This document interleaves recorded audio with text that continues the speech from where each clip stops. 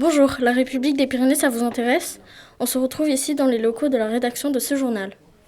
Né en 1944, ce quotidien départemental compte chaque matin plus de 143 000 lecteurs en version papier et 22,1 millions de visites sur les sites internet www.larepubliquedespyrénées.fr. Nous allons interviewer le rédacteur en chef, Nicolas Robière, et lui poser quelques questions. Bonjour Nicolas Robière, vous êtes rédacteur en chef ici, à la République des Pyrénées. Pouvez-vous nous expliquer le processus pour publier un journal ? Il est complexe. Il faut comprendre que un journal, c'est quasiment 24 heures sur 24. D'abord parce qu'on ne fait pas qu'un journal, on fait un journal et un site internet désormais depuis 2012. Ce qui fait que le premier journaliste est sur le pont à 7 heures du matin. C'est le journaliste qu'on appelle de la matinale, c'est-à-dire c'est lui qui vient regarder ce qui s'est passé dans la nuit et publier les infos sur le site internet. Ensuite, il remet le site, il range le site, on va dire. C'est-à-dire la dernière info la plus importante, le fait divers par exemple, au début, etc. Ensuite arrivent en général les journalistes de la rédaction qui viennent à la fois faire des papiers pour le web et pour le print. Donc là, on a une réunion à 9h, 9h30 pour savoir ce qu'on fait. On regarde ce qui s'est passé dans la nuit, par exemple, comme actu. Est-ce qu'il y a une actu qui doit changer le programme qu'on a fait la veille? Ou est-ce qu'on se colle au programme qu'on a fait la veille? Sachant que le programme changera entre 9h30 et le bouclage du journal à 23h30. Il se passe des choses fatalement à Pau. Et donc on change. On met des journalistes sur des choses qui n'étaient pas prévues. On reprend des infos qui tombent et sur lesquelles il faut qu'on travaille, etc. Et à partir de là, on sait qu'on a tant de papier, tant de pages. Il faut qu'il y ait assez de papier pour remplir toutes les pages. Ce qui arrive tous les jours, en fait. Tous les jours de l'année, sauf les dimanches et les jours fériés pour la REP. On n'a jamais paru en blanc, c'est-à-dire qu'on a toujours des prévisions sur des sujets qu'on doit faire.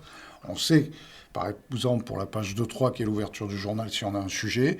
Et si quelque chose arrive d'important, effondrement d'une route ou ce que vous voulez, on peut changer le sujet, c'est-à-dire mettre en 2-3 le sujet le plus chaud, c'est-à-dire le sujet le plus d'actualité, quoi. Et donc, on a 36 journalistes. Alors, ils ne travaillent pas tous les jours, ils ne sont pas tous 36, c'est même très rare qu'on soit tous ensemble, parce qu'on travaille les samedis et les dimanches, donc il y a des récup, voilà. Et les journalistes savent ce qu'ils ont à faire dans la journée. Un conseil communautaire de l'Aglo de Pau qui va commencer à 18h, il faudra rester jusqu'à 21h, faire le papier ensuite, donc boucler à 22h30 par exemple. Ça peut être du tribunal, un gros procès, on sait que le procès commence à 13h45 et donc il reviendra vers 17h s'il a de la chance, 18h si ça prend du temps, etc.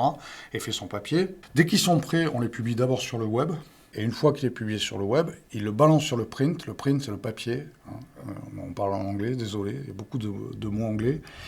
Et donc là, c'est lui qui sait la place qu'il a dans la page. Il bascule son papier qui est déjà écrit et relu sur le web. Et il le bascule, il joue un peu sur les photos, taille peut-être un peu parfois, mais c'est rare. Et son papier est dans le print. Et à partir de là, il y a une relecture par des secrétaires de rédaction. Comme des secrétaires de rédaction, eux reçoivent la copie de correspondants. Et donc font les pages locales, on va dire, de village. Et ensuite, le journal, en général à 23h, 23h30, sauf s'il y a une grosse actu, c'est arrivé au moment des orages par exemple, où on changeait la page quand il y a eu de gros dégâts sur Pau, vous savez, les inondations. Quand on se rend compte de la chose, il est 22h, 22h30, on commence à vérifier les infos, recouper, avoir des témoignages, etc. 23h, 23h30, on écrit les papiers, on a déjà publié sur le web. Et ensuite, on change les pages pour le print, et on finit à minuit sur des coups comme ça, vous voyez? C'est comme ça que ça se passe. Donc en fait, 23h, 23h30, on va dire un jour normal où rien ne se passe, le journal est envoyé à l'imprimerie à Berlane.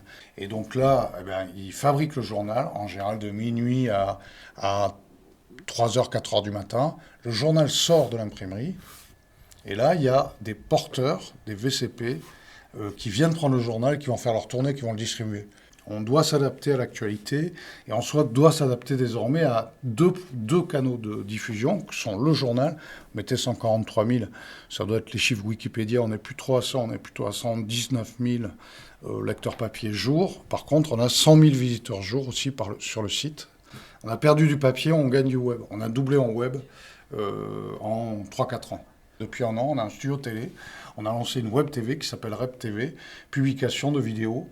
Quasiment tous les jours, on le faisait déjà, mais là maintenant c'est une grille de programme avec des vidéos très thématisées qui viennent chaque jour 5 jours par semaine, alimenter notre web TV. Et ensuite, on a des vidéos, ce qu'on appelle de newsjacking, c'est-à-dire des vidéos sur un reportage, qui permettent aussi de capter un nouveau public qui est moins dans l'écrit, un peu plus en vidéo. Je pense que vous connaissez ce public-là, c'est vous. Combien faut-il d'exemplaires papier pour tout le département? La REP est donc très implantée en Béarn-et-Soule. Je crois qu'on est en papier maintenant à 28 000 exemplaires jour, peut-être un peu moins maintenant. Quelles contraintes devez-vous respecter pour écrire un article et sa mise en page? Un process de base, c'est qu'il soit le plus juste possible. Avec du contradictoire, le fait qu'un journaliste ait pu être témoin d'un fait ou se le fasse raconter, le recoupe pour pouvoir le raconter.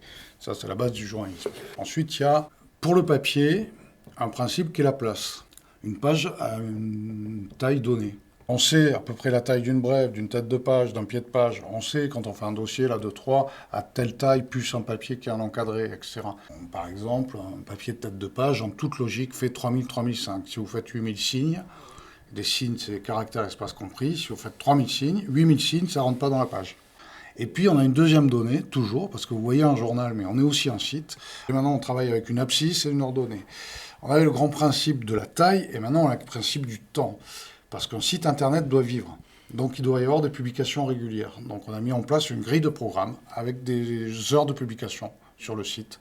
Comment savoir si un sujet est accrocheur? C'est le boulot du rédac-chef de savoir si le sujet est accrocheur.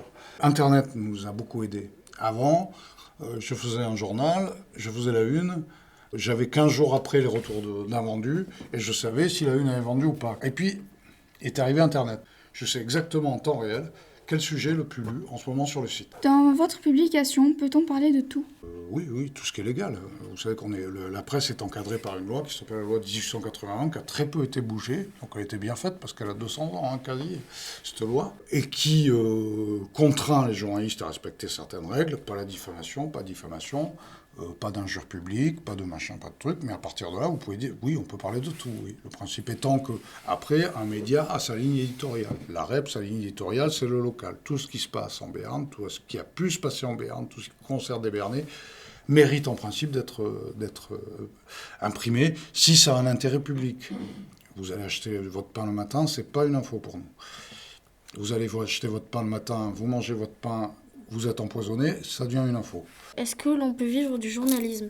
Oui, vous avez plein de salariés là, qui vivent de ça, oui, bien sûr. Ouais. En quoi consiste votre métier et quelles sont les qualités nécessaires pour le pratiquer?